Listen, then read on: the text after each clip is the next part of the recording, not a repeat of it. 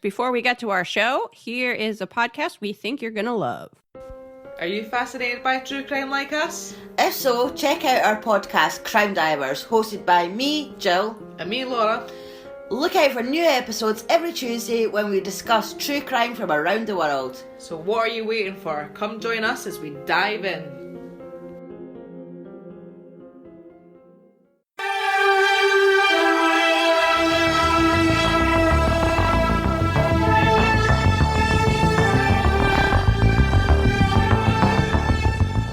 Hello, friends and enemies. Hello, BD Wong. It's you. Everyone's favorite Unsolved Mysteries rewatch podcast.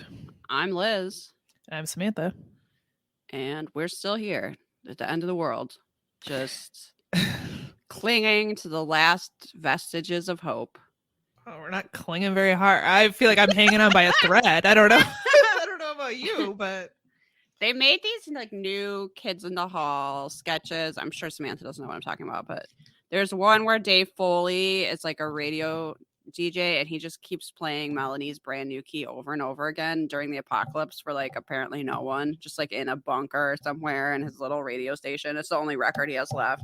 And he just keeps playing it and playing it as the like mutant hordes are coming or something. And I really, really relate like so much. Like what are we why are we making this Unsolved Mysteries podcast, right? It does seem like the most insignificant thing imaginable, but you know, we gotta... This is just how much I like the 5 listeners. It's like, well, we gotta keep doing it for them. Well, exactly. So I do have some updates on that note. If you are in our Facebook group or maybe follow us on social media, you may have seen us post a GoFundMe for a friend of the pod, Arden, who has some unexpected funeral expenses. And I was very touched and my heart grew 2 sizes or something to see some familiar names from our listeners that you guys contributed to the emergency funeral fund. Is just so nice and sweet and moving. Yeah, thank you so much. Yeah, no, we really do have the best listeners. The enemies, I mean, get out. I'm sick of making free content for them. Enemies, hit the bricks, but the friends, oh man, can't get enough of you guys. So sweet. Also in updates along that, we got such a nice can I read this like really nice review we got? I'm gonna say yes. It's our podcast. We can do what we want. Oh right, I almost forgot. Here, oh sorry, I gotta pull it up. We had this really nice review from a new listener named Alice, and this was so sweet that I cried. So that's the power of a 5-star review, everybody.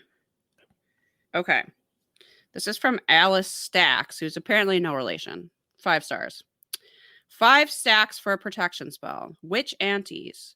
Your podcast has gotten me through some tough stuff lately.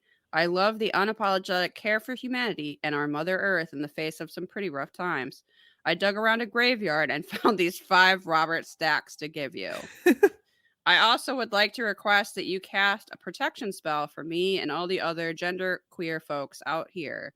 You're the most powerful witches I know, and your blessing would truly be, well, yeah. May the cackling outlast us all, Alice. I mean... so sweet. That does make it feel a little less pointless. So thank you, Alice. We'll work on this protection spell. We're not very powerful witches. I'm sorry to say. No, I'm not actually a witch at all. I respect witches. Same. But I mean, I'm willing to figure out how we could get a real witch to cast a protection spell. Yeah, I would consider myself a fan. I'm not a witch. I'm just like, yeah, in support of the whole deal. But I have no spiritual life. So, yeah, I think we'll look into maybe getting the spell done from someone more powerful than us. Mm-hmm. Since we're you do live in the witch district after all. I might be able to find a witch or two. Yeah, got bleak times. How are you doing, Samantha? How are you hanging in there? Well, you're like, I'm here. Yeah, I mean I'm alive. Step one. I'm fine. The Supreme as Court fine as you could be. Barely recognizes my right to exist, but here I am. Yeah. Yeah, God. I don't know why I always feel like I'm supposed to have something like really fucking profound and deep to say in these moments, even though this is an Unsolved Mysteries rewatch podcast. People are really looking to us Yeah. for guidance. I don't know who is like, okay, well, I'll turn on Perhaps It's You. They'll know what to do. So I really don't. I No, it just really sucks. I don't even know what else to say. I feel like I'm so at the end of my rope already, which I think is kind of part of the plan. It's just like to wear us all the fuck down. But I mean, Yeah. that's working because I am burnt out. As someone with like very few responsibilities, probably shouldn't be, but you know what? It comes for us all. I am burnt the fuck out.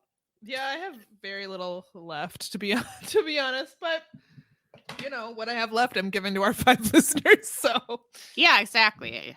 Our 5 listeners have been so supportive and sweet to us. It's really like all we can manage to do to keep making this podcast every couple of weeks. And this one's gonna be out late, and you know what? It's honestly the best we can fucking do, and it's not that good, and that's still the case.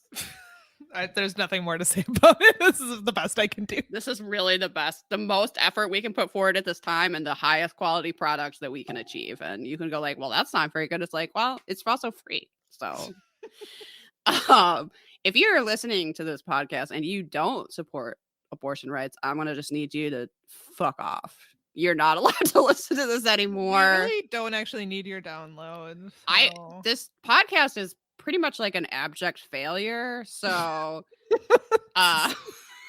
like it's been chugging along for years, but it's not like making us money or, you know, getting us famous, or we both still have to have jobs. Yeah. It pays for itself, and we appreciate our patrons, and we appreciate that they let us like, you know, go on some fun field trips or stuff, but we're not like, you know, cutting deals and living this like podcast existence. So that in a way, the benefit of that is that we have nothing to lose. And that includes losing you. If you don't support abortion rights, I don't want to give you free entertainment, and I don't care that don't get that download or whatever. We're not making this for you. We didn't scrape together our last remaining little bits and bobs of energy to make this for you. No, fuck off. Go away. Go away. I want absolutely nothing to do with you, even like remotely, indirectly through the internet. I don't even want you to hear my voice. Like, no, sorry, we're done. We are not friends. You do not get to listen to this podcast. I mean, I don't want your dollar. Like, nope. Yep, that's it. I do sort of feel like all men owe me money, but that's probably not like a rational. It's probably not like a rational feeling. And it also, you probably shouldn't give it to me. Give it to like something helpful. But that definitely was a thought I've had more than once. Or I was just like, how dare everyone? This should not be the way that things are. This is real grim. It's just one, it's just one thing after another. God. It's rough. It's rough out there. I'm so sorry, everyone. Really. Unless you're a huge asshole. That I don't want you listening to this. But I know our listeners are very, like, I don't know, just good people. Responsible, chill, understanding, empathetic, whatever people. That feel our pain. Yeah. Well, of course they are. They listen and love us. So who wouldn't? Who wouldn't? Who couldn't? Yeah, I don't know. I don't know that I have anything more to say about that, really. I'm just like I'm angry and incoherent and like so tired. Just so tired. that pretty much sums it up. There's nothing more to say, really. I also feel like on some level, maybe you feel this way too, where I was like, I already got mad about this. Like, I already kind of knew this was going to happen ages ago when Trump got elected. And now we're just like experiencing the, full ramifications of that, the like dominoes of that. And I was I was already mad. I don't have any more energy. I was already very upset about this. Well, I mean, so it leaked, right? Like a month ago. So I was already Yeah. mad about it then. Right. And now I got to be mad about it all over again. And yeah, you're right. It's an exhausting cycle. Like, what am I going to have to be mad about today? I know. It's just look, hang in there, keep barking. I don't know. Don't let those fucking bastards win. Live out of spite. Well, yeah, there you go. There's That's the wisdom my- we can pass off to you. Live out of spite. Live out of spite. Look to Little Nas X, my patron saint of spite, who exists, I swear, just to bother people. And it's so beautiful. It's so majestic. And I go, yes, there's so much wisdom here from someone so young, someone so spiteful. Oh, God. Okay. My only other update I had was that if you are not totally sick of the sound of my voice, I was recently, once again, on an episode of Uncovering Unexplained Mysteries with Josh, because I don't know what happened to Mike again. He's sick or something. So I hope you're feeling better, Mike. I don't know. Hope you're feeling better, Mike. And that was fun to do, except that I got the Aimee Bradley case, which we're gonna have to talk about. Okay, if we're still doing this fucking show in like season 10 or 11, I'm gonna have to talk about that again. That's And a big if at this point, but it sure is. And it's a woman that went just missing from a cruise ship, never fucking seen again. And I went down a like whole rabbit hole with that. And I don't think I can ever go on a cruise ship again. well, COVID's never going away, so you're not getting me on a cruise ship. Yeah, I mean, it would have to be in this like idyllic world where that somehow seems like not an issue, and I don't know that that will ever happen anyway. But literally, this woman's family saw her at like 5:30 in the morning, and by 6 she was gone, and no one ever saw her again. And Great. it's just terrifying. It's so terrifying, and I'm so sad for her family. And her family has like never given up looking for her. And but that was Damn. I was also like, Josh, what is wrong with us? We could be talking about anything. We're talking about this poor missing woman. It's so depressing. Well, obviously that'll be the podcast that gets her found, I'm sure. I'm sure this all has a great point. It's leading to something really great. Sorry, I was drinking my smoothie. I want that on a tilt bag for some reason. Like, sorry, what? Oh, I was drinking a smoothie. I don't really care what you're talking about. More than fine. I barely have time for this podcast, let alone other podcasts. So you talk about the podcast you've been on. I'm going to drink my smoothie. I think Josh said something like, well, if Samantha gets sick, I could come on your show. And I was like, if Samantha stops doing this podcast, this doesn't exist. Like, if Samantha like falls in a well or something, there's no more podcast. So I'll just go, oh, well, that was an interesting phase of my life. I'll look back on this fondly, mostly. For the most part. I'll be happy I did that. And I'll put it away with my X-Files scrapbook. And go, oh, yes, memories. Okay, so what episode are we even on? 10. Okay, we're on season 7, episode 10. We're going to give you a rundown of what happened in this episode. What a boring ass episode. So I think half this episode is talking about is investigators, which is arguably the worst. I know a lot of people don't like the Lost Loves. We love Lost Loves, so they're just entitled to their wrong opinion, I guess. But I dislike the investigators. It's too pro cop, certainly for this day and age. And often it's like ignoring the fact that the reason this mystery is unsolved is because the police did a terrible job. Yeah. Like, which, even if the past few years had not been the past few years, just spending time watching this show, I feel like you'll go, huh? So are you telling me that cops really don't help? And you're like, yes, clearly. Just watch Unsolved Mysteries. What I don't appreciate is having to do a lot of extra work to figure out if these people have been canceled or if they turned into abject Yeah. weirdos. Which seems to be most of the time. Yeah. You know, honestly, like, are we gonna get canceled? And I mean, I'm honestly surprised we haven't yet. I was gonna say, will we just go like, oh, so that's done then, and it'll just be like, well, A relief. goodbye. We don't have to wonder when it's gonna happen. Yeah. We're just like, I guess we're done podcasting. Sorry about that, everyone. I could never be the type of person that gets canceled and then just like continues on. God, no. I would just I would never show my face in public again. Yeah, I'm practically to that now, and I haven't done anything to my knowledge. I have no concept of like what it must be like to live your life without shame. I guess when you get enough money, maybe like you just can afford not to have any shame. I don't know, but I think you need to have a lot of money and probably also been raised with a lot of money so that it never even occurred to you to have shame. Yeah, because you're probably right. We've probably learned it right now. So even if we become like millionaires, are we gonna like go around not tipping? No, so embarrassing, right? Yeah, no. So I think you have to, I don't know. You might have to be raised just to like only give a fuck about yourself. I'm not really sure. Yeah. Huh. All right. Well, Cyril Wecht is an American forensic pathologist, and we're going to talk about him in our first segment today.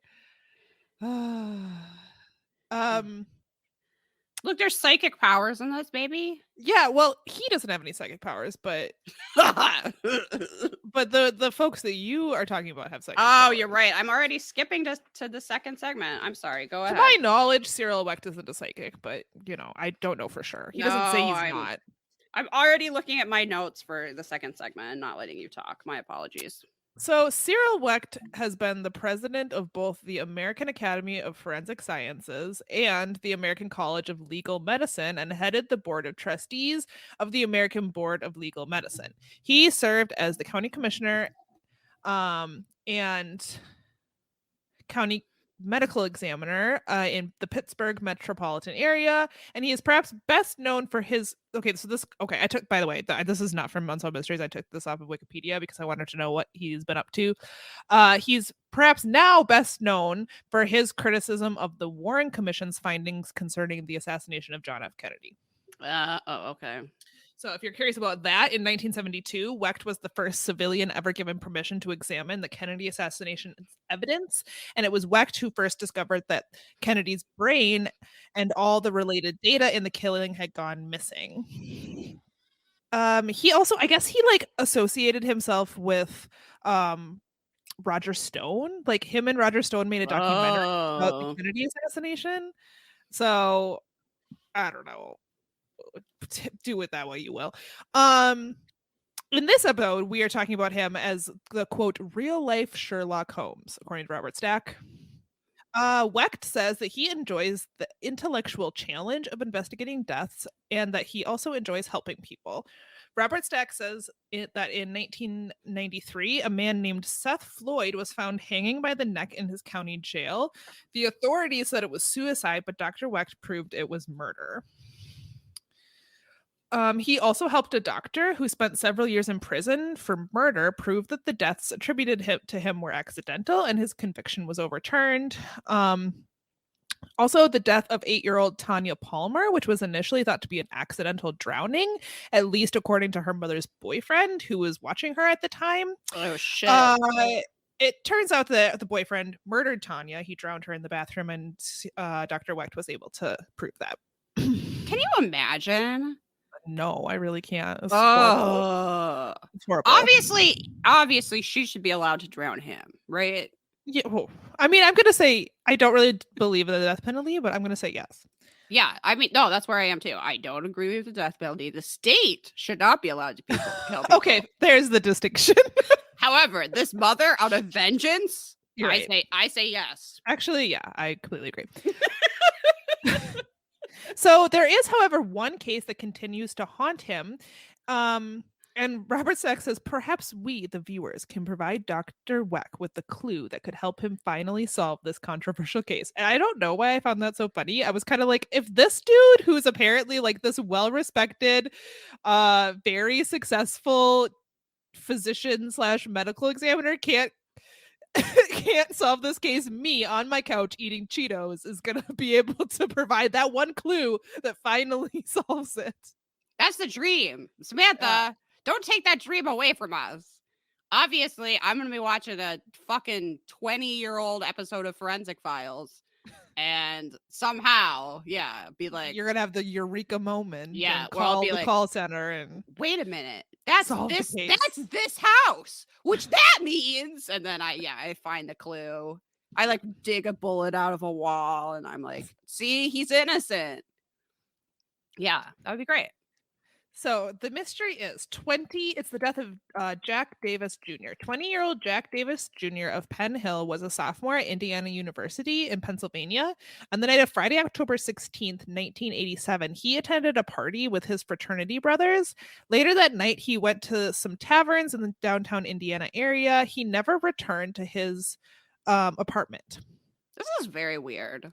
Yeah, it is actually pretty weird. A few days later, on Wednesday, October 21st, he was found dead next to Waden Tall, I think I pronounced that wrong, at the bottom of an exterior staircase. Authorities believed that Jack had died accidentally. They theorized that he went to the staircase to urinate, and due to his state of intoxication, he passed out, vomited, and inhaled the vomitus into his lung, which suffocated him.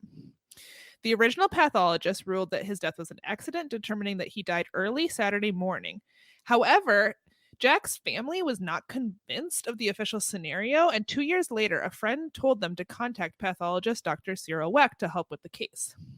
I don't buy this either. And I mostly don't buy this explanation because it requires him being dead at the bottom of this stairwell at a busy dorm for 5 days. I don't know if I wrote down the number of people that had access to the windows around, because the whole staircase was surrounded by dorms. And I think it was like upwards of 100 people could have had access to those windows that overlooked the staircase. And there's just no way that no one would have seen him. Also, so it makes very little sense. There's a bunch of other stuff that doesn't add up either. Yeah, and just dorm life is very nosy. So I can't imagine that something like that could be amiss for any period of time and nobody would go check it out or, notify their RA or what. Like, no, I just fundamentally don't believe it. No, it makes no sense. So Dr. Wecht was immediately puzzled by the fact that nobody could see Jack's body for the day. This is what we were just talking about. He was puzzled why nobody saw his body for the days that it had been laying in the staircase. And he also did not understand why Jack chose to urinate in this certain place where he was found. He believes that Jack, in an inebriated state, would have not gone to such great lengths to conceal himself while urinating. This was funny because he was like, dudes will pee anywhere. This guy had to this is where he was found was nowhere near where he was partying. And so it's like, why would he walk this entire way to hide in a staircase and pee? Dudes just whip it out and pee on the front lawn. Yeah, he would have just peed in a bush. And this guy's right. It's just really funny to have to argue that for legal reasons. You're like, excuse me, Your Honor, I believe it's common knowledge that drunk dudes just pee in a bush. Yeah. I don't think they discreetly go downstairs into this little, it's like the basement stairway of the dorm. Also, that was just a guess. He wasn't laying in a puddle of urine. They don't know that he was down there to urinate. The original investigators were just fucking guessing on all of these things. I feel we say things like they theorized, and it makes it sound like there's a reason, but they just literally guessed. And I do understand that, it's a college campus. He was seen at a party. Maybe it's not the worst guess, but it is just a guess. Yeah, it's not proven. No. Yeah. No, he didn't say, hey, I'm going to go piss in the staircase to anybody. And then not get seen for 5 days. No. Yeah, they just literally guessed. So according to the original report, there was no alcohol found in his bloodstream, even though he was supposedly drinking heavily the night of his death. Wecht also found another discrepancy, which is that he was clean shaven on Friday night, but when he was found dead, he had heavy stubble on his face. The evidence seemed to suggest that he had died later than Saturday morning. I think he said he would have had to have been alive for like 30 hours after the party in order for him to have literally zero trace of alcohol in his bloodstream when he was dead. So it really does not add up. And this was all information that Wecht got in the original file. So I don't really understand how the original pathologist could find no alcohol and say that he died because he was so drunk that he threw up. Yeah, I guess they were just assuming that test was wrong. But I don't know that you can just do that. Just be like, well, we didn't find any alcohol, but that must not be right. But he must have died because he was too drunk. It makes no wonder his family didn't believe these people. This is a joke. So he also found that the cause of death, which was choking on vomit, was impossible because because there were 0 food particles found in his lungs. Okay. And I love that throughout this whole thing, there's like this official, I don't remember his title, but he was a spokesperson for it. He wasn't the man who did the original pathologist, but he was like an investigator or someone. And he, like, Unsolved Mysteries keeps cutting to him to like explain these findings. Like, okay, so why, if supposedly he died choking on vomit, was there no food particles found in his lungs? And this guy has to be like, well, our original pathologist, based on what he saw, was certain. And it's like, okay, it's just wrong. Just admit that it was wrong. Yeah. Like you can't expect to be right 100% of the time, but if you can't admit when you're wrong, then that's like actually more harmful. Right. I mean, this pathologist was clearly just bad at his job. So Wecht found that the pathologist who completed the autopsy had not opened the skull, which it seems like he just made up his mind what the cause of death was and decided to go no further in the autopsy. It sounds very lazy. Yeah. His body was exhumed for another autopsy, and Wecht found 3 areas of fracture in the cranial vault of Jack's skull. He determined that the fractures were the cause of death, not choking on vomit. Well, it does make more sense. And I do think this doesn't necessarily mean he was murdered. Like, he was found at the bottom of a staircase. I mean, they go back and forth about whether or not he could have fallen, but it definitely wasn't he was drunk. Right. And yeah, choked on his own vomit. So Wecht then visited the staircase where Jack was found. He did not believe that Jack had fallen or been thrown to his death. He also believed that it was impossible for someone not to have seen his body lying in the staircase because there was clear views from the windows above, as we said earlier. Okay, maybe you know the answer to this question for me. So it's a myth, right, that your hair continues to grow after you die. I'm almost certain that's true. I think the reason your hair can get longer is because like your skin triples or like there's shrinkage of the tissues, and so that could. It looks like the hair gets longer, but right, really... and you're same with your nails, I think. Okay, because they were talking about the stubble, and I was kind of wondering if, you know, it would appear to have grown after he died or not. But I don't really know. I don't know enough to say if that's possible or not. But I will say, like, he was supposedly completely clean shaven the night he was last seen, and if you believe the original pathologist, it doesn't make any sense why when he was found dead that he had heavy, they call it heavy stubble. I really don't know what that means, but I can't imagine that you would go from clean shaven to like noticeable heavy stubble, but maybe someone who knows more about dead bodies can tell us. Yeah, that's just something I was wondering. Yeah, I mean, it's a good question. A witness later told Jack's family that the staircase was empty 2 days before his body was found. Also, his body and clothing were not wet, despite the fact that it had been raining heavily in the days prior. I mean, I just feel like, I don't know what the school is like, but I just can't imagine he's lying there for 5 days. People use the staircase, I assume. It's not like an unused staircase, I don't think. Or like, surely there's like grounds crew, you know, there's cleaning staff coming out and out of this building. Even if you're like, well, they're a bunch of college students, like they're not trustworthy, but there's other people that work there and are coming and going, and like, you know, someone's going into the dorm to like, you know, clean bathrooms and maintain washer dryers and whatever. Right. For 5 days? Yeah, it doesn't make any sense. So Dr. Wecht believed that Jack died or was injured elsewhere before being placed in the staircase. Dr. Wecht's findings convinced authorities to reopen the case in October of 1990. County prosecutors decided to reclassify Jack's death as suspicious. However, little new evidence was uncovered and the case was closed again. Authorities still believe that Jack's death was accidental. Wecht and Jack's family hope that new information will come forward and that somebody from the college will bring new information to the police. Let's see if Unsolved Mysteries has more information. Okay, there's a reporter, Marlene Brennan, who believes that Jack's death may have been the result of a feud between two fraternities. According to several witnesses, there were at least 5 fights on campus that night. Marlene believes that he was involved in one and was injured. She also believes that he was held somewhere and that the people thought he was going to get better. However, he eventually succumbed to his injuries, at which time he was placed in the staircase. This theory has not been confirmed. That's fucking terrifying. This is similar to a theory. Oh God, I'm so sorry I don't remember people's names, but we talked years ago about a case where a guy left a Halloween party and was eventually found in a ravine that had already been searched. And so the theory was that he got hurt at the party and the kids didn't want to admit they were having a party, so they like were keeping him on this cot in like a basement or something until he died. So it's kind of similar to that. Yeah. But the idea of just like, I don't know, these people are what, like 19, 18, and they're just gonna fucking let someone die rather than admit they had like a kegger.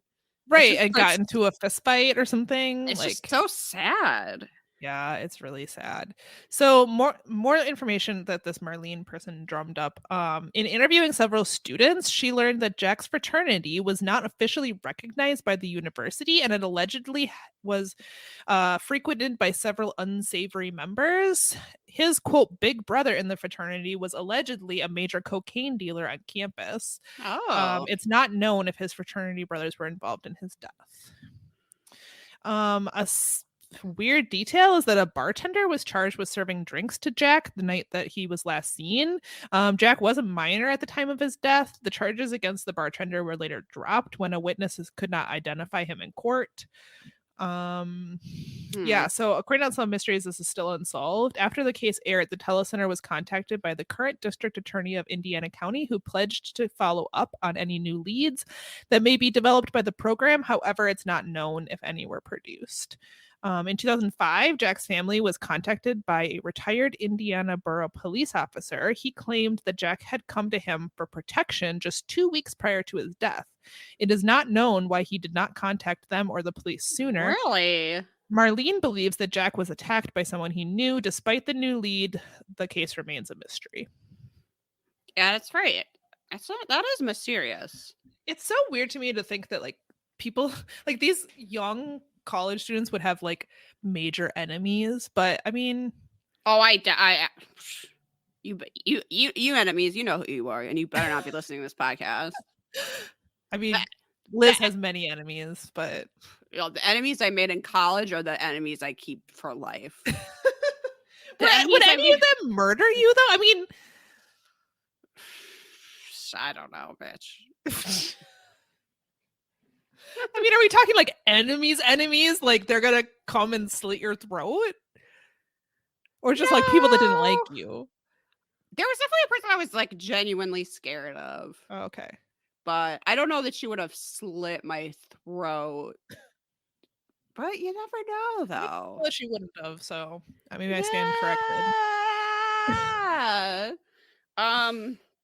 God, I'm assuming that this is just an accident and nobody wanted to take any responsibility, but it's really fucking sad. I feel like that's more likely. They never really explained. I mean, they kind of talked about how like the design of the staircase made it so like it would be hard to fall down. I don't really understand. I feel like you could fall down a staircase. So like, yeah, well, I mean, if he was drunk when he fell, and you know, there's like hours. You know, he's still alive for a while to sober up. I mean, it's not. God. You think he fell when he was drunk and then laid there for 30 hours? No. See, no. Someone would have had to take him somewhere else, I think. Yeah. But then why does no one know where that is? Yeah, see, it's so weird.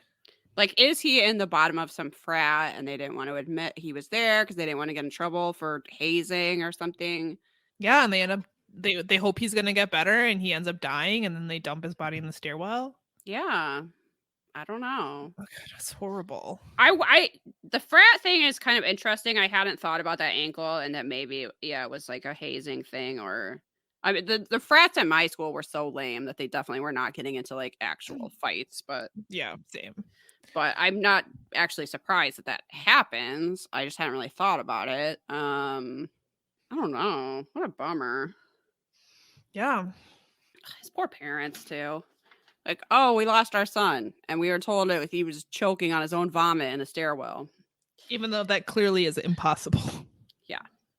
Okay, I had 2 mustaches in that segment. One is called the grieving father, so you can wonder who had that mustache.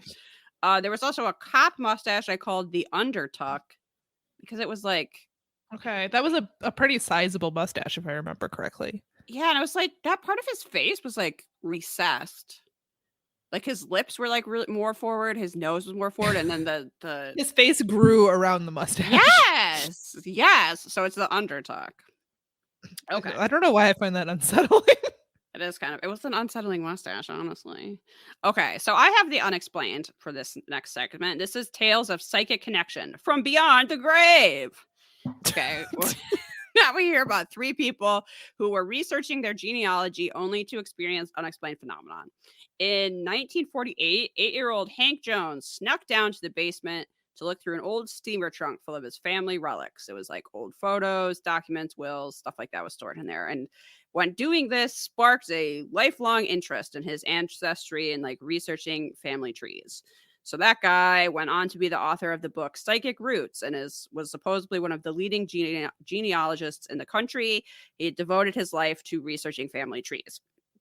So while researching German immigrants, he became interested in someone named Dietrich Snyder, and he even hired someone in Germany to like go from village to village to like look into his research. What I was like, wow, you're never going to catch me doing that. Don't particularly care, but whatever. He really wanted to know more about this Dietrich Snyder person. And it turned out that of all the names he could have picked from this group of German immigrants he was researching, the Dietrich Snyder, the one he picked, was the one person he was actually related to by just like stunning coincidence. And he started. Or is it? Ba, ba, ba. He also started to dream about these immigrants, including their home villages, and he would like write down where in his dream their village was from, and 5 out of 7 times that was true. I mean, I guess that's impressive. I don't know. But what about the other 2, Hank? Yeah, what it about seems like the other if this 2? is truly a psychic ability, it should be 5 out of 5, but or 7 out of 7. I mean, not 5 out of 7. Though I guess that did like cut down on his researching costs. well, that's helpful. So the question is, did his ancestors lead him to this information, which is what Hank thinks happened? That is the question. He ended up, since this is before the internet age, he ended up sending out letters to other genealogists asking if they had had similar experiences. He got nearly 200 responses, and most people said, yes, I know what you're talking about. We hear from a guy named David Fox, whose mustache is called tight-lipped. Anyway, so Dr. David Fox is a forensic psychologist from Ontario. He was particularly interested in his great-great-grandfather, Charles Fox, who had been a colonialist soldier for England and Indians Pakistan. Look, I don't know why he wanted to know more about that. Sounds bad. Yeah. But that sort of seems like the thing where you go, I don't know what my great-great-grandfather did. Anyway, despite his research, he didn't know what he looked like. There was no family photos that had survived, but he like in his head, he calls it a vision, but really he was just like imagining it. He was like, oh, I bet he wore this type of coat. And I bet like, were there that many coats back then? Well, also the guy's in the military, so guess what? He's wearing the military uniform that he would have been wearing as an English soldier. Wow, this guy's psychic In Asia. Yeah. So so he has this vision of him, which is really again, his imagination. That's him in military uniform with his wife and child. So eventually he goes to a research trip to England with a friend, which seems fun, except that I don't know why they're looking into this dude, but they go to Norwich. Seems like a boring way to spend your trip. Yeah, focus on something else. Like, Anything? yeah, I was gonna say that, like, research Sightseeing. tea biscuits. Make sure you try every single one. Yeah. Figure out which tea biscuit is the best. That would be a way better use of time than this. Yeah, I like basically everything is haunted, and that's what you're doing. Okay. They went to Norwich Castle, which is now a museum, and there he saw a family portrait that seemed to him the same as his visions. It was a painting from 1860, and it just shows a like guy in the military, outfit. It's like a red jacket with the medals on it, and he's like sitting in a field with a wife and his kid, and he was like, "Oh my god, it's him!" So he began searching for proof that that man in the painting was his ancestor. And he looked up the medals visible on the coat and they matched up. I don't know that we get any more information about whether or not that was the same person or not. And I don't care. So now we move on to Carol Montrose of Albany, Ohio. Well, she was, okay, this is the most interesting one. So pick when you just tuned out for that last one, I get it. Now tune back in. So she was researching her family tree, and she was most interested in a woman named Catherine Ruddy Steinmeier. And she was looking for the date of her death as well as her final resting place, neither of which had been recorded in like her family records. So then, unrelated to that, she's randomly driving with her kid, and they come across a hot air balloon, and the kid wants to follow it. And I love this woman because she just is like, yeah, okay. So they just start, following this hot air balloon in their car. They're just, driving wherever the balloon goes. It's not where they would usually go. And they end up, the balloon gets very low and looks like it's going to land near this small church and cemetery. However, the balloon doesn't land, it like flies away. But Carol is now at this church that's 150 miles from her home, and she looks at the cemetery, and she originally at first sees a grave that says Frederick Steinmeier, son of Kate. And she's like, wait a minute. That sounds real familiar. So she looks around the cemetery, and in the back row was Catherine's grave that she had been searching for. That's amazing. That's wild. Then a hot air balloon led them there. I get why you're like, okay, that was a ghost leading me to the thing I was looking for, because that's so random. Right. And what a cool little adventure her and her kid had. I love it. Okay, so that's the end of this segment. It says, did mysterious forces lead all these people to their ancestors? And I go, that's my response. I mean, these people really just needed ancestry.com or whatever. Yeah, that hadn't been invented yet. They were like, They had to follow a hot air balloon through the forest. That's what life was like. Time. But you had time to follow a hot air balloon through the forest. Yeah, this is what the pre-internet age was like, people. Sometimes you're like, I don't know how I could find that piece of information. And instead of just going, oh, well, which is what I did, you would go, I wonder if I follow that hot air balloon. If that will lead me, if that will show me what research librarians cannot find. There was also a cop mustache in this, or maybe it's for the next one. I just have written down cop mustache equals the happiness police. Isn't that every cop mustache? Oh, this must be from your next. This is from your next. Was it the guy with the handlebar mustache? I don't really remember. It just says cop mustache, the happiness police, and then witness equals the world's largest neon orange caterpillar. Okay. I don't know what that's referring to. Well, it was a guy that had a giant orange mustache. Oh, okay. Okay, I do know who that is. I wouldn't categorize it as neon. I think that's what threw me off. Okay, well, it was bright. It was bright. Okay, so this is a missing person. On August 10th, 1993, in a remote corner of the Redwood Forest just east of Mendocino, California, a car was found stuck in the mud. The radio had been ripped out. There were small traces of blood on the dashboard and the front seat, and along with shredded identification papers. A few torn up photographs were scattered nearby. The photos, the papers, and the car were all traced to 22-year-old Christy Krebs. She had worked as a chef just 7 miles from where her car was found. For Christy's parents, the scene was unfortunately familiar. When Christy graduated from high school in 1989, she went off to work full time in a local restaurant. At the time, she was cheerful and upbeat, but she also had become infatuated and then obsessed with a married man. Unfortunately, it seems apparent that Christy had some mental illness that started in her early 20s. On April 30th, 1990, 3 years before her disappearance, she apparently began to fantasize about marrying this man. She would drive around in a quote euphoric daze for hours, and she once lost her way on a country road. Her car became I was wondering how people knew this. What do you mean? Like, how did her family know that that's what she would do?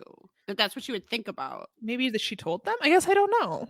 That she was like, oh, I like to fantasize about this married dude and just drive around. She, I don't know.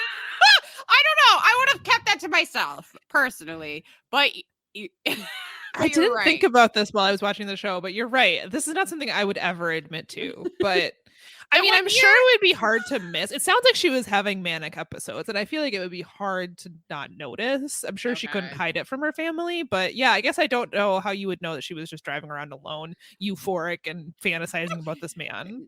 When I'm driving around just going, I can't wait till I marry BD Wong, I don't come home and then tell people that's what I was doing. Yeah. Well, I mean, so that at least in this case, her car got stuck in the mud. I assume she needed help and probably had to explain how she ended up in the middle of nowhere, lost on a country road with her car. You were driving. You got lost. You don't have to bring up your daydreams. I guess, but the car also burst into flames. Oh, that's true. And she went missing. So the car was found, but she was nowhere. The morning after the incident, railroad workers saw a dazed and disoriented young woman wandering along the tracks. The car fire had apparently sent Christy into a traumatic mental breakdown. One of the men recognized her and called her parents. I mean, I do think being stuck in a car that's on fire, pretty traumatic. Yeah. So her dad went and picked her up, but says that as they were going home, her behavior was becoming increasingly more bizarre. She was chanting, and he said, quote, doing weird things. I have no idea what that means. And he said he turned to his wife and said, we're not going home. We're going to the hospital. Yeah, he could tell she was like, yeah, this was out not of sorts. a good situation. So, Christy's mom wondered if she would ever be well again. They thought she might be on drugs, but she was tested for drugs at the hospital and she was completely sober. Over the next few months, Christy was in and out of the hospital and was eventually diagnosed as having a psychotic trauma-related breakdown. After therapy and drug treatments, she made a lot of progress, and about 6 months later, things were starting to look up. She was released from the hospital, and her therapist recommended that she go back to work, but only part-time. Christy's father says that he was really happy with her progress and was pretty optimistic. She began working 10 to 12 hours a day, which is not exactly part-time. That is not part-time. So she did not listen. She was supposed to work 4 hours a day. Yeah. She was recommended to work 4 hours a day. That would not stress her out, hopefully. And she was doing 10 to 12. So not great. And she did this for 3 years. Christy's parents often worried about her manic pace, but she insisted that she was fine right up until the night she disappeared. So that night was August 9th, 1993. Christy left work in apparently high spirits, but she did not go straight home. She apparently drove around until at some point she veered onto a dirt road. She ended up just 7 miles from the spot where her previous car fire had occurred. And once again, deep in the redwoods, her car got stuck in the mud. Christy's father believes that his daughter was suffering from another psychotic break. He believes she probably had flashbacks. It probably felt like she was reliving that nightmare because it was eerily similar. And he thinks that it was just all too much. And he thinks that the last thing she did was go through her wallet in frustration. He's not sure if she maybe didn't recognize the pictures of her families and friends, and so she ripped them up. Or if she thought she was perhaps like destroying her past, trying to get away from it. He's not really sure, but I mean, they're good theories. But he ultimately says that he is just horrified by what his daughter probably went through. So the authorities think that before she abandoned her car, Christy changed into a gym outfit that she always carried with her. Her work clothes were found soaking wet and neatly folded in the back seat. The next morning, there was a full-scale search, but no trace of Christy was found. Over the next few months, several sightings were reported in Texas and then in Salt Lake City, and finally a year later in California. On June 30th, 1994, just outside the farming town of Visalia, California, an off-duty highway worker named Mike Case. Is this the redhead? Sure. I honestly don't remember. I don't remember. I didn't write down what he looked like, but he had a handlebar mustache, a very large handlebar mustache, I think, that was kind of smaller on one side. What should we call that one? You're the mustache namer. All right, let me just tap into the cosmos here.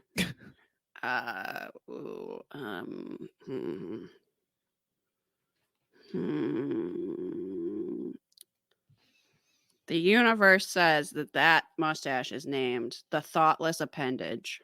All right, well, the universe has spoken. I can't explain it. It's just how it is. So Mike Case and his thoughtless appendage picked up a hitchhiker. I don't know if that screams mustache, but you know what? Mike Case was actually a good guy. So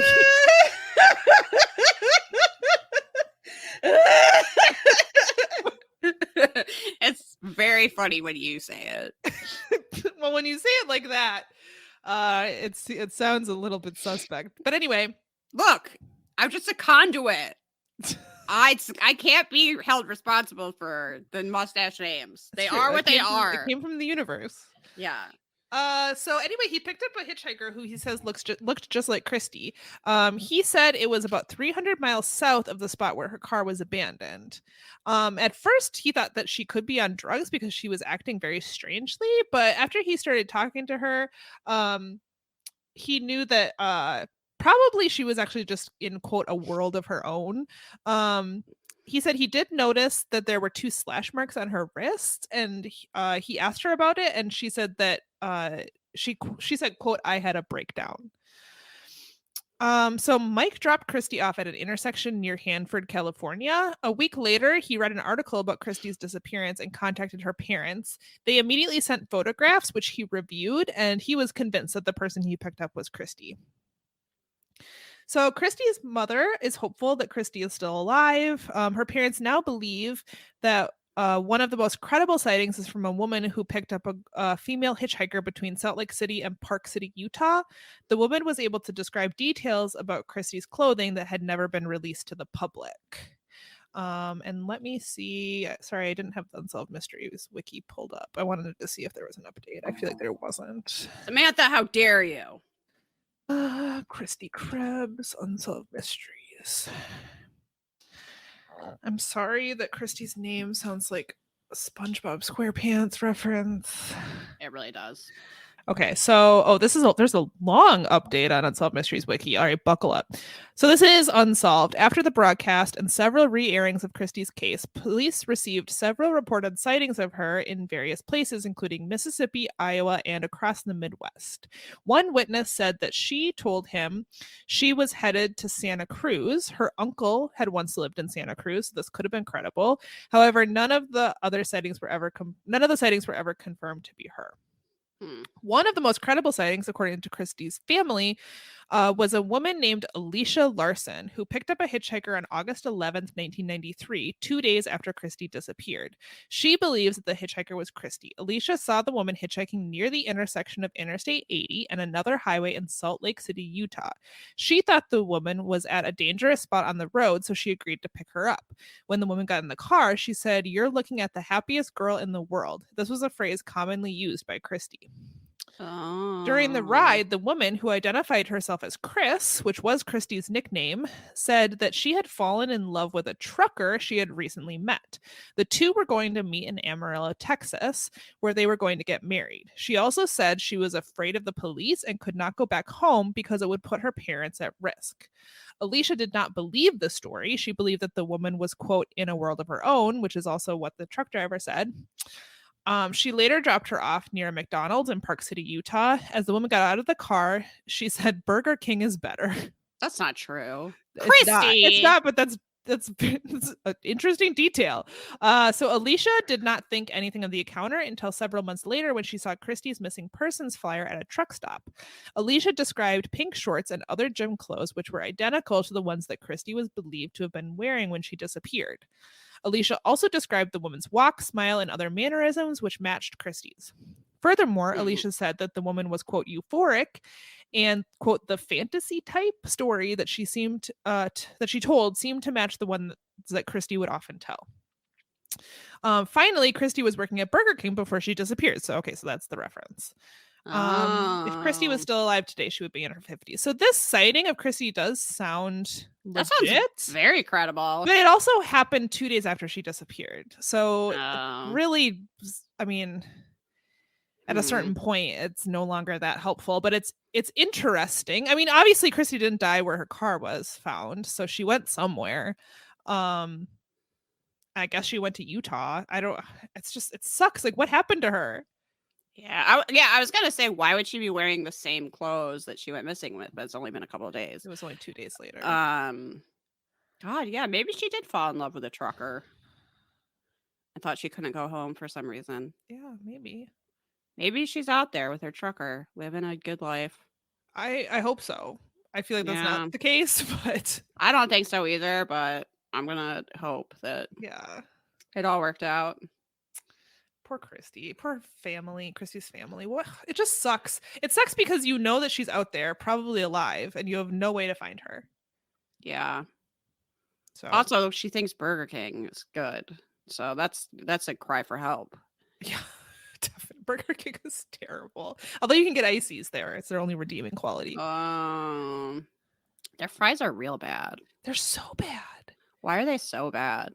They're like chicken. Have you ever had their like chicken fries? No, actually, I've had very few things for Burger King because I just think it's gross. I mean, it's been like so many years since I've ate out of Burger King, but they're so bad.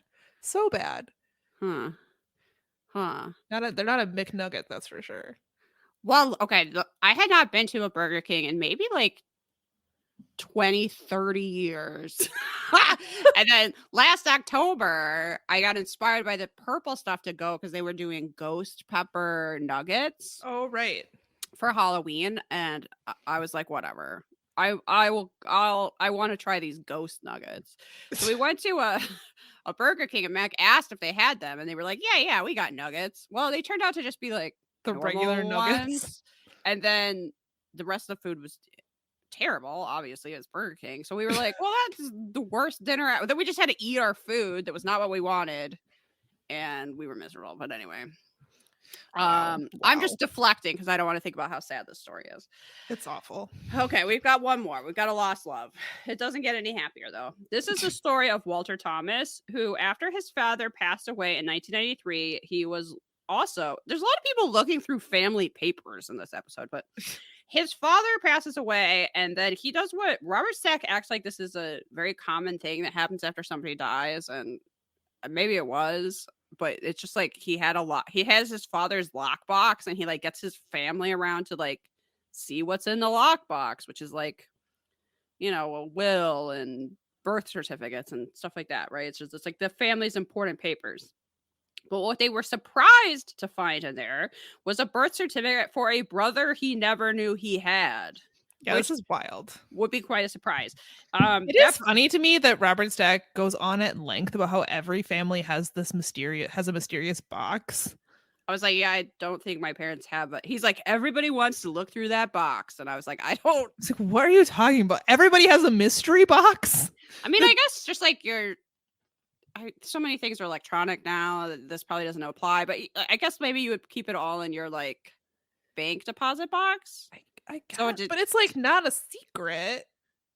yeah. I mean, my mom has like boxes of photos, but like I could go look at. It's not No, like I have to you wait till can't. she dies to You crack those can't. open. You can't look at anything This is a until your very mom's funny dead. concept that they made such a big to do about everyone. It's the moment everyone waits for their whole lives. Yeah, Opening the mystery box. for your parents to be dead, so you can finally go through their stuff. Yeah, it's a little weird. Long intro on that. Anyway, so Walter finds out that he has a brother, apparently, he never knew about, named Philip. He explains that his mother suffered from what was referred to as a quote, occasional mental lapses. So he had like a very like caring, loving parents, but his mother struggled. And I don't know what we would diagnose this with that now, but she would just sometimes like get up and start wandering aimlessly through the neighborhood and nobody would know where she was and they would have to go looking for her. And when they would find her, sometimes she was happy to see them and sometimes she didn't even know who they were. Eventually she was admitted to a hospital. I feel like maybe she had early onset dementia or something. It does kind of sound like that. We kind of don't really have enough information, but basically sometimes she would just like not know where she was or who people were and would be like I guess trying to figure that out by wandering around and yeah, nobody would know where she was. Anyway, so eventually she was admitted to a hospital. While his dad was at work, Walter and his siblings were watched by his grandmother, which was not okay with child services for some fucking reason. That child services comes up at some point that they like show up and they're saying like these kids are not in an okay conditions and they wanted to take them away and his grandma has to like run them off the property, which I'm not sure is really a solution to that problem, but his brother, Philip John Thomas, was born in April of 48 while his mother was in the hospital. So he never knew that she was pregnant or had given birth because she was already in the hospital for these psychological reasons.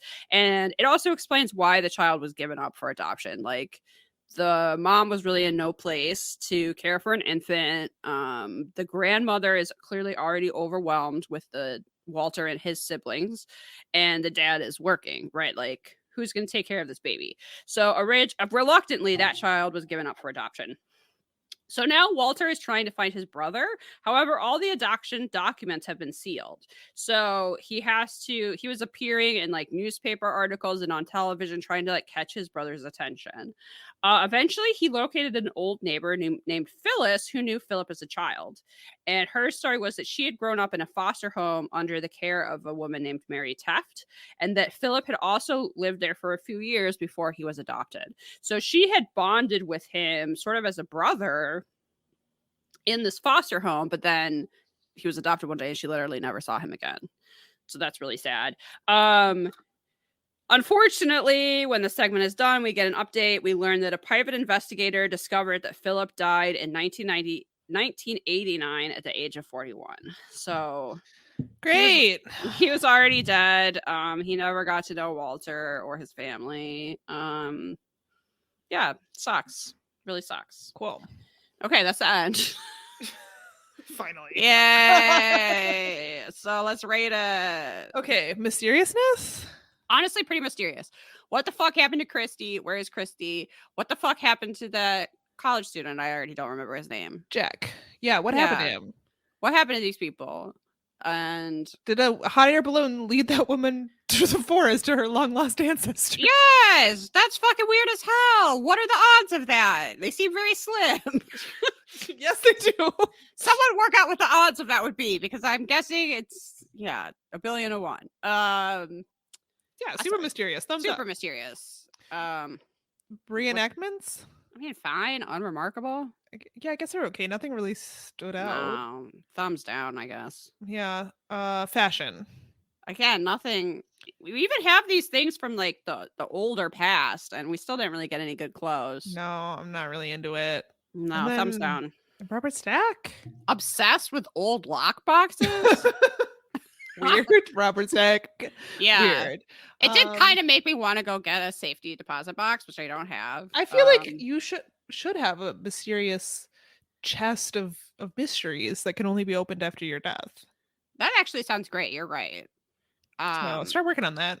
We recently read a book or part of a book called Doomed and Famous, which I don't really recommend. That's a bunch of obituaries this guy wrote. If you're wondering what the New York elite will say about the other New York elite after they die, well, then that's the book for you. But in the introduction, he talked about when he hears about something bad happening in someone's life, he goes, "Oh, that'll be good for their obit." And I just want to bring that to the 5 as I don't know phrase. I mean, it's a way to live your life. Yeah, exactly. It's a philosophy, really. Yeah, I really hated that book, but from now on, anytime anything notable or exciting happens to me or anyone around me, I'm gonna say like, that's good for the obit. Good for the obit. So, write that down. Yeah, like if a hot air balloon leads you to the grave of a long lost ancestor, like, yeah, that's good for the obit. That is good for the obit. And I mean, none of us, I assume none of you listening are wealthy art critics and art traders. So you don't have a personal obituist. Yeah. I can't fucking pronounce that, but someone will follow you around to all your fancy parties and write down what you're doing in your life so that they can write your obituary when you die. So you got to do this yourself. You got to be your own obituist. Yeah. And remember when things are good for the obit and write them down. I also feel like it's a good way to think about your life because it's very easy, particularly if you have anxiety or depression that's always lying to you. It's very easy to feel like, oh, I've done nothing. But if you sum it up your whole life in a few sentences, it probably sounds pretty great. Yeah, absolutely. So that's something else. I don't even really remember why I started talking about this. But also, if you're a wealthy New York art critic, patreon.com/perhaps-it's-you. Seriously, you owe us so much. We've given you so much inspiration. You owe us. You've got too many boats, and it's time to give us one of them. Oh wait, so we talked about Robert Stack. We didn't rate the episode. So on our Robert Stack scale, 3. I didn't like this one. I'm never gonna watch it again. I'll probably immediately forget about it. It's very forgettable, despite having two things that are pretty mysterious in it as a whole. I watched this a little while ago and took notes on it. And when we sat down to talk about it, I was honestly like, yeah, what did happen in that first segment? Like, I just couldn't remember because it's not that interesting. It's just that I feel like particularly that first segment, I feel like if it wasn't about the investigators and it was actually about that case, it would have been better. Yeah, agreed. I didn't really care about Cyril Wecht. No. And I just feel like this episode could have used a happier last love because it's just a downer overall. Agreed. I'm giving it a 3, but it's like a limp 3. It's a modest 3. Same. I'm not like, it's like a whatever. I wish just that noise could somehow be the title of this episode. Okay. So we rated it and enthusiastically. God, do you have any recommendation? Not really. I really don't either. And I was sitting here before we started recording, like struggling to be like, what has brought me joy? I feel like I live my life so much to just like find things that give me dopamine and then just like keep hitting that button. And that's all that gets me through life. It's been hard lately. But then I was like, okay, so what's that thing? And I was like, you know what I've been enjoying lately? And this is like the most simple thing ever, but it has been bringing me a modicum of joy. Iced coffee and brewing cold brew at home. I recently bought from Jeff Bezos himself. I bought a cold brew maker, which is just a pitcher with a mechanism, like it has a built-in filter that you screw into the cap of the pitcher, and you fill that up with coffee. You fill up your pitcher with water, leave it in your fridge overnight, and it's so convenient. You just have to open the top and pour out your cold brew. There's a million ways to make cold brew. You just literally need a filter and a container, but this is like, it keeps it all contained. It's very convenient. It was like, I don't know, $12 fucking or something. And I've been making cold brew every single day, and it's summer, it's hot. It's been really nice to just drink some cold coffee. So I assume there will be no cold brew in hell, so I'm trying to enjoy it now. Enjoy it now. Enjoy it during hell on earth.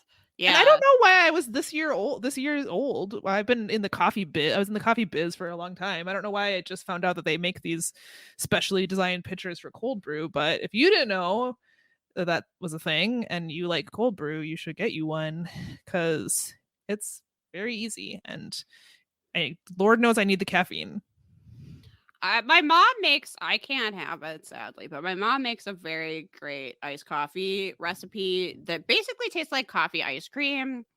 So I'll see if I can get her to share that with the 5 listeners because Absolutely, that sounds wonderful. I'm I sure usually there's a lot drink of sugar. black coffee, but at cold brew, I like to put a little cream in Okay. it. So I feel like whatever this is your mom makes, I'm probably gonna really dig it. Mom, we need that. We need that We recipe. need that cold brew recipe, Liz's mom. Hit us up. I hate doing music recommendations on here because I know that you do not care even a little. Well, I just did a coffee recommendation. Something you don't consume, so it's fine. Okay.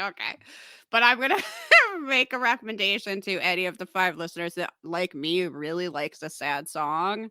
I like sad songs when I am happy. I like sad songs when I'm sad. They pretty much always hit the spot. So if you also would like to listen to some sad music, I'm going to recommend a musical artist, Matt Maltese, who I've been listening to so much. Specifically, there is a playlist on Spotify that I think is literally called Matt Maltese songs ranked in order of sadness. Let me make sure that that's right. Which, by the way, is an amazing service that someone did that. Like, thank you. Also, yeah, Matt Maltese songs ranked in order of sadness. This is from user Liv. Also, the description of this playlist says, "I hope he goes to therapy, comma you too." Which, fair enough. Okay, And then it's yeah. literally, so, I mean, the level of sadness is subjective. They're all pretty sad, but damn, this playlist really hits the spot. If you're looking for, yeah, just kind of music about what state we're in, feeling real sad about it, this has been really hitting the spot for me. So enjoy. Good. See, we each came up with something. There you go. I saw him in March, I think it was. God, it was lovely. God, I had so much more hope in March.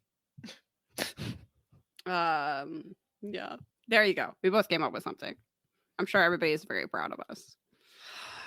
I'm proud of us for just doing this. You're so right. Yeah, it's been so many years. It's kind of amazing. I just meant today, this episode, but yeah, in general, also the whole podcast. Oh, yeah, no, both though. But continuing I could be on my couch on. right now, asleep. Yeah, exactly. My other recommendation is just like get in as many naps as you can. Yes. You need the rest. Trust me, you need it. We all need it. Okay, so thank you, friends, enemies. Good riddance. Goodbye. We're done with you. Keep barking. Everybody keep barking. Hang in there. Bye. Bye. Bye.